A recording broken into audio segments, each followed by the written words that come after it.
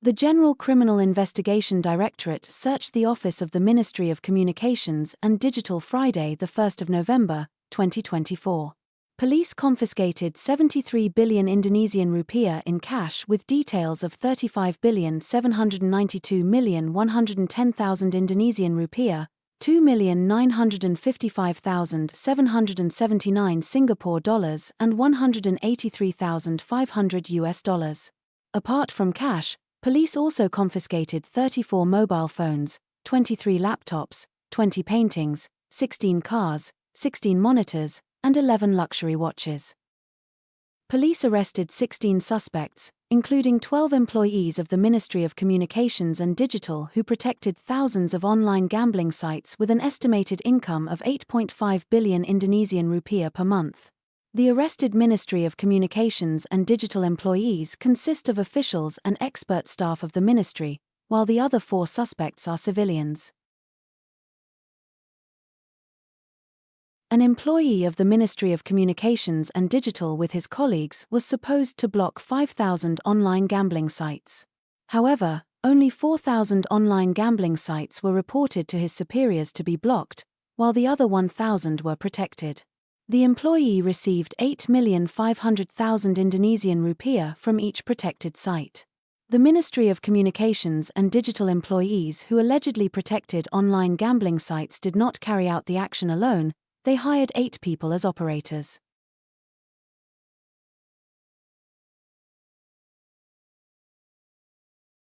The head of the Financial Transaction Reports and Analysis Center, PATC, revealed that from January to June 2024, the amount of fund turnover related to online gambling reached 13.2 trillion Indonesian rupiah. The data is based on 10 analysis reports conducted by PATC. Then, transaction turnover related to online gambling tends to increase. Because, based on PAC data, in 2021 it reached IDR 57.91 trillion. Then, it increased to IDR 104.42 trillion in 2022. The transaction turnover in 2023 further jumped to IDR 327.05 trillion. Meanwhile, in the first half of 2024 it has reached 174.56 trillion.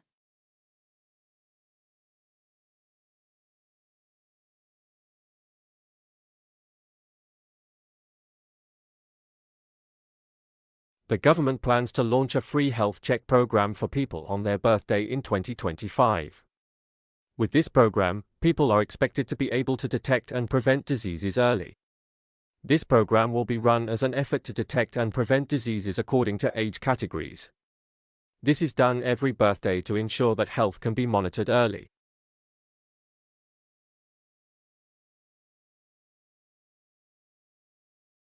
The 14 types of diseases are diabetes mellitus, hypertension, stroke, heart disease, cervical cancer, breast cancer, tuberculosis, anemia, lung cancer, bowel cancer, chronic obstructive pulmonary disease, thalassemia, congenital hyperthyroidism, and hepatitis.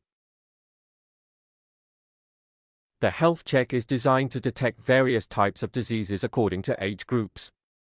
This aims to increase the effectiveness of early detection and minimize the risk of death and disability due to society. The birthday checkups will be categorized into 4 age groups, namely toddlers, teenagers, adults, and the elderly. Under 5s will focus on early detection of congenital diseases, such as congenital hyperthyroidism. Adolescents under the age of 18 will be screened for obesity, diabetes, and dental health. Adults will focus on early detection of cancer, including breast and cervical cancer. In addition, screening will also be conducted to detect prostate cancer in men. The elderly will be screened for early detection of Alzheimer's, osteoporosis, and other general health conditions associated with aging.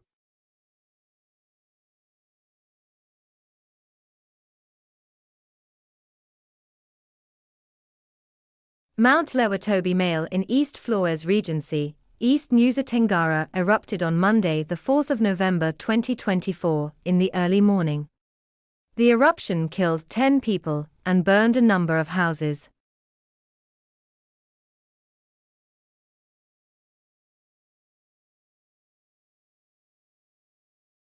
The eruption caused the night sky above the volcano to turn bright red, followed by a power outage and massive rain and lightning that caused panic among residents.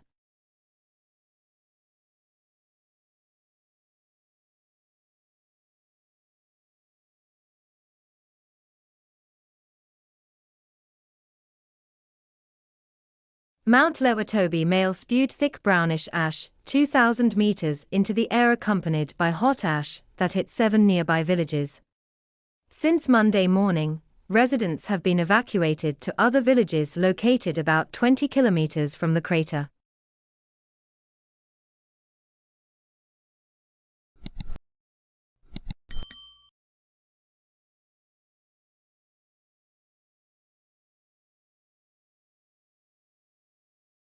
President Prabowo on the 5th of November 2024 issued a regulation to write off bad debts to micro, small, and medium enterprises, MSMEs, in agriculture, plantations, livestock, fisheries, and marine, as well as other MSMEs. This policy takes into account the suggestions and aspirations of many parties, especially from groups of farmers and fishermen throughout Indonesia. He hopes that the elimination of bad debts can help farmers, fishermen, and other MSMEs in continuing their businesses. However, technical matters related to the requirements met will be followed up by the relevant ministries and institutions. This bad debt write-off only applies to MSMEs that are already on the write-off list by the Association of State-Owned Banks. This write-off also only applies to MSMEs affected by several problems, namely earthquakes, natural disasters, and COVID-19. This government regulation was made so that banks have the legitimacy and legal umbrella to write off non-performing debts. The hope is that MSMEs affected by the write-off can apply for loans again. Based on data, there are 1 million MSMEs registered in bank write-offs. The average amount of debt written off is a maximum of IDR 500 million for business entities and IDR 300 million for individuals with a tenor of 10 years.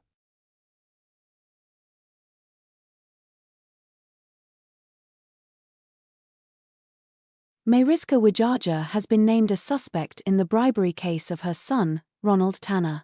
According to the results of the investigation, the mother is suspected of being very active in the practice of bribing judges to free Ronald Tannur. Meanwhile, Edward Tannur, the father, according to the results of the examination, was not actively involved. Mariska Wijaya was named as a suspect in a series of investigations into a case of bribery with 3 Surabaya District Court judges as suspects. The 3 judges were Arinchua Damanik, Mangapul, and Hari Hanindyo. The Attorney General's office also named Ronald Tannur's attorney, Lisa Rachmat, as a suspect in the same case.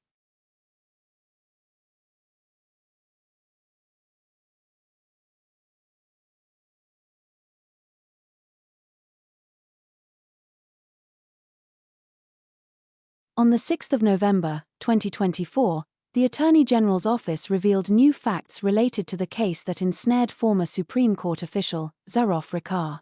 The AGO said that Zarof admitted that the nearly 1 trillion Indonesian rupiah and 51 kilograms of gold confiscated at his house were the result of legal cases.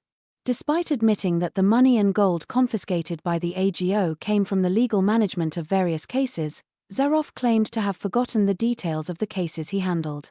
The Attorney General's office, AGO, has questioned the suspects in the bribery case of the acquittal of defendant Ronald Tannur. Zarof was questioned to explore his role as a bribery intermediary.